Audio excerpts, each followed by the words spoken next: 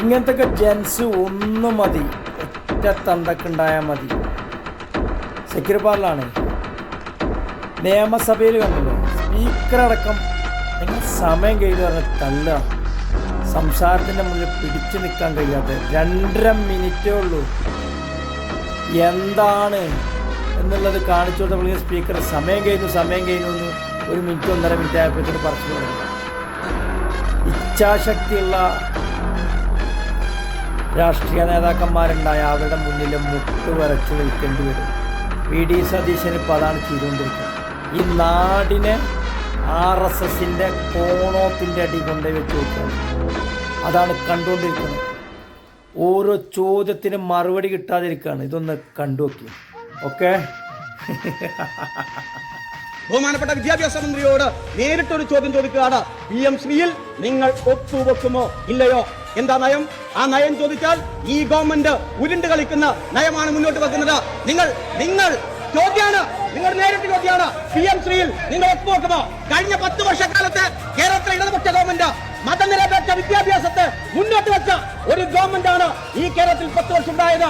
നിങ്ങളിപ്പോ ആ നയം മുന്നോട്ട് വെക്കുന്നുണ്ടോ എന്ന നേരിട്ടുള്ള ചോദ്യമാണ് ഞാൻ ചോദിക്കുന്നത്. വന്ദേ മാതരം ഇന്നലെ കർണാടകത്തിൽ നിങ്ങളുടെ ഗവൺമെന്റ് സത്യപ്രതിജ്ഞ ചെയ്യുമ്പോഴും ആ വന്ദേ മാതരം മുഴുവനായി ആലപിക്കുകയാണ്.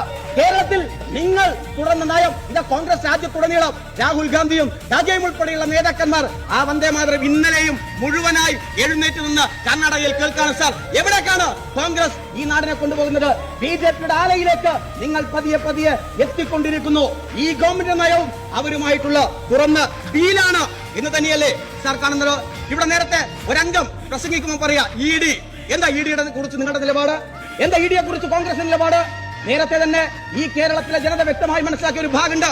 കോൺഗ്രസിന് വാളയാർത്ഥത്തിനപ്പുറം EDയെ കുറിച്ചൊരു നയം, കേരളത്തിൽ മറ്റൊരു നയം. നിങ്ങളിപ്പോ പരിഹസിച്ചില്ലേ കേരളത്തിന്റെ മുൻ മുഖ്യമന്ത്രി, ഇപ്പോഴത്തെ പ്രതിപക്ഷ നേതാവ്? ആ പ്രതിപക്ഷ നേതാവിനെ രാജ്യത്തെ പ്രതിപക്ഷ പാർട്ടി നേതാക്കന്മാരെ വേട്ടയാടാൻ BJP ഉപയോഗിക്കുന്ന ED ഉപയോഗിച്ച് എത്ര കാലമായി ആ കുടുംബത്തെയും പ്രതിപക്ഷ നേതാവിനെയും വേട്ടയാടാൻ ശ്രമം നടത്തുന്നത് നിങ്ങൾ ആഘോഷിക്കുകയാണോ? എന്താ EDയെ കുറിച്ചുള്ള നിങ്ങളുടെ നിലപാട് എങ്കിൽ ഞങ്ങളൊന്ന് വ്യക്തമാക്കാം. ഞങ്ങളുടെ പ്രിയപ്പെട്ട നേതാവ് സഖാ പിണറായി വിജയൻ പങ്കുവച്ചതുപോലെ മടിയിൽ കനമുള്ളവനെ വഴിയിൽ പേടിക്കേണ്ടതുള്ളൂ. ഒരു ED വന്നാലും ഒരു വേട്ടയാടം നടത്തിയാലും ഞങ്ങൾക്ക് ഭയമില്ല. പക്ഷേ നിങ്ങളുടെ നിലപാട് വ്യക്തമാക്കേണ്ടതുണ്ട്.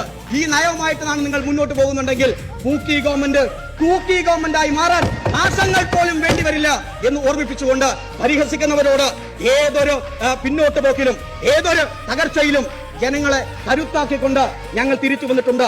ഏതൊരു മരുഭൂമിയിൽ നിന്നും മുളപൊട്ടി പ്രതീക്ഷയുടെ പച്ചപ്പായി വരിക തന്നെ ചെയ്യും. ഈ കേരളത്തിന് മണ്ണിൽ കരുത്തോടെ ഇടതുപക്ഷമുണ്ടാകും. ജനങ്ങളുടെ അവകാശങ്ങൾക്ക് വേണ്ടി എന്നുകൂടി ഓർമ്മിപ്പിച്ചുകൊണ്ട് ഈ നയപ്രഖ്യാപനത്തെ എതിർത്തുകൊണ്ട്